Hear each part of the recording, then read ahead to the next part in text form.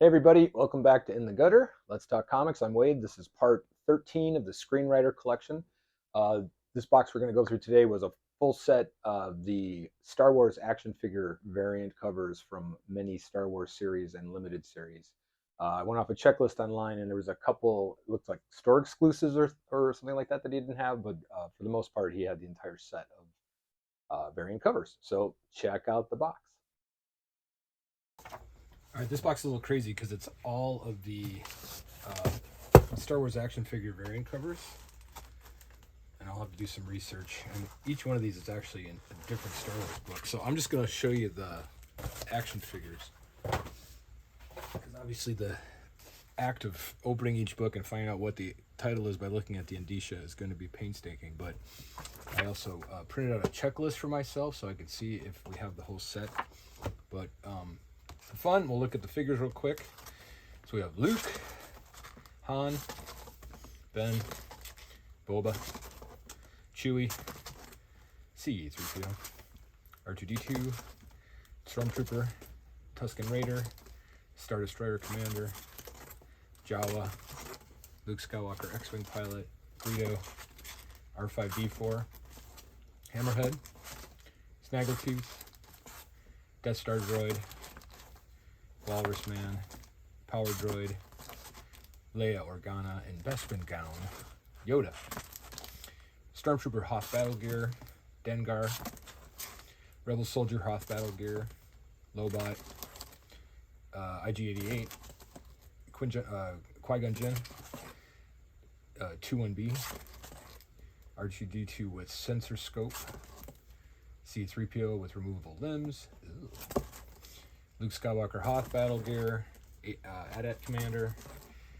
Luke Skywalker Bespin Fatigues, FX7 Medical Droid, Bespin Security Guard, Bosk, Han Solo and Hoth outfit, Ugnaught, Leia Organa Hoth outfit, Rebel Commander, Snaggletooth, AT-AT Driver, another one, Imperial Commander, Luke Skywalker and Yavin Fatigues, Zuckuss, Forlom, Imperial TIE Fighter Pilot, Twin Pod Cloud Car Pilot, Bib Fortuna, Reese, Weequay, Bespin Security Guard, Emperor's Royal Guard, the Emperor himself, Jabba the Hutt, Chief Chirpa, Lando Calrissian and Skiff Guard disguise, Logray, which is the Ewok Shaman, Squidhead, Klaatu,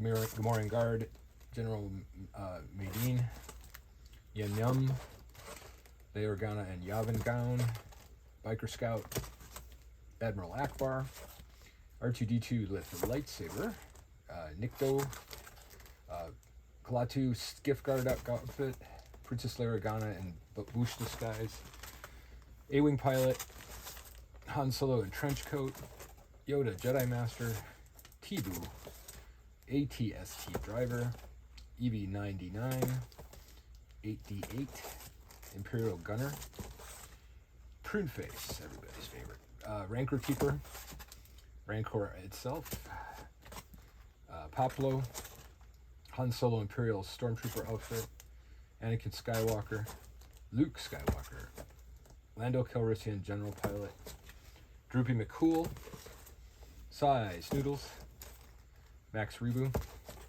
Princess Leia Organa in Combat Poncho, again, Luke Skywalker Imperial Stormtrooper outfit, Imperial Dignitary, B-Wing Pilot, I don't know how to say that, Ramba, Lumat, Warrock, Barada, Rebel Commando, Yakface, Luke Skywalker in Battle Poncho, Wicket W. Warwick, Anakin Skywalker, Obi-Wan Kenobi as a Padawan, Newt Gunray, Rune Hakel, Luke Skywalker Jedi Knight, Queen Padme Amidala in her Abu gown, Captain Panaka, Governor Seo Bibble, Jar Jar Binks, Captain Tarples, Darth Maul hologram, Boss Nass, Keep Trennis, Valence Damaged, Boba Fett Black Armor, Boba Fett, Bosk, Dengar, IG-88, Valence Damaged, Imperial TIE Fighter, The Mandalorian, Jen Urso, Director Krennic, K2SO, Princess Leia Organa, Han Solo Bespin, Han Solo Carbonite Chamber, C-3PO, Lando Calrissian, Lando and Vandor outfit, Darth Vader, Inspector Thanoth, yes, Toulon, Silo, BT-1, 000, Dr. Afra, General Tag, Black Princeton,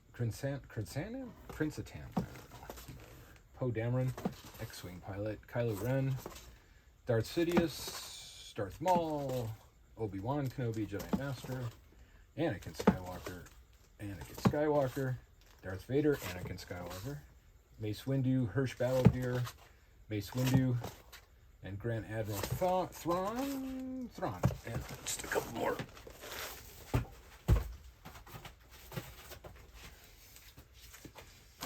Ben Solo, Luke Skywalker, Jedi Knight outfit, Zuckuss, Forlom. Looks like a Boba Fett variant of some sort. Ooh, these are nifty. These aren't action figure variants, obviously. I'm not sure what they are. So this is the card backs, I believe, and the mail-aways, which are all pretty cool. Someone threw a lot of effort to make these. They're pretty nifty. So, and then this is the carrying case, which is super cool.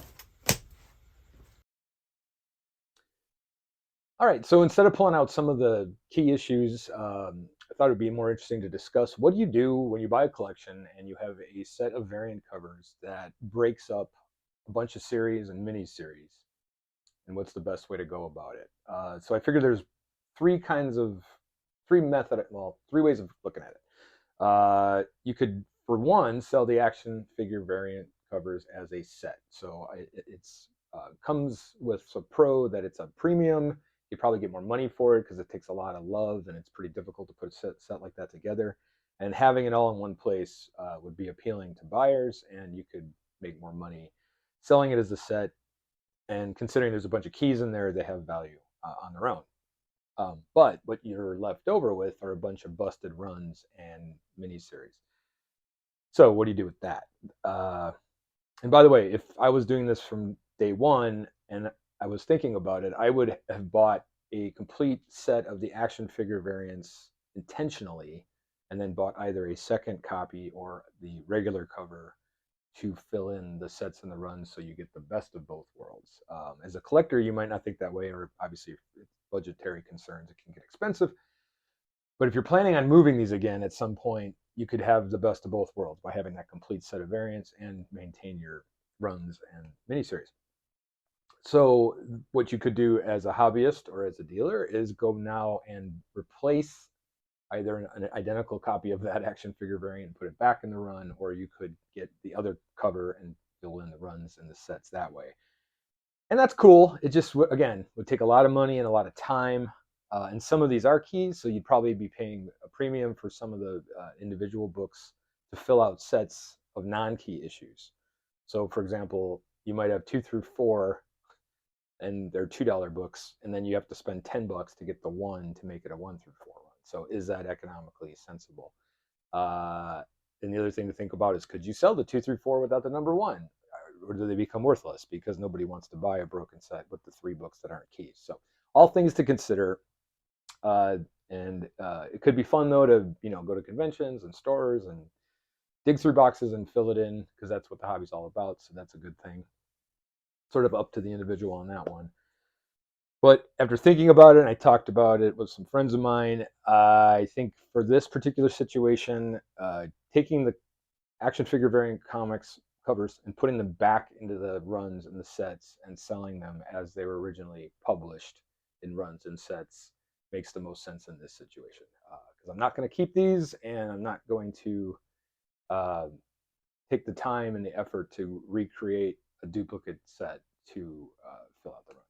So anyway, as you get into this hobby or business, if that's what you're doing, it's good to think ahead a little bit on these things because your taste could change. Even if you wanted to keep these, you might want to get rid of them someday. So whatever is going to have the most mass appeal, it's just something to consider when you're putting your collections together. Yeah, so that's the thought I had on this. Anyway, so no highlights from the books. Obviously, the unboxing video said it all. So we're gonna get back in the last few boxes of this collection. There's still some good stuff to come.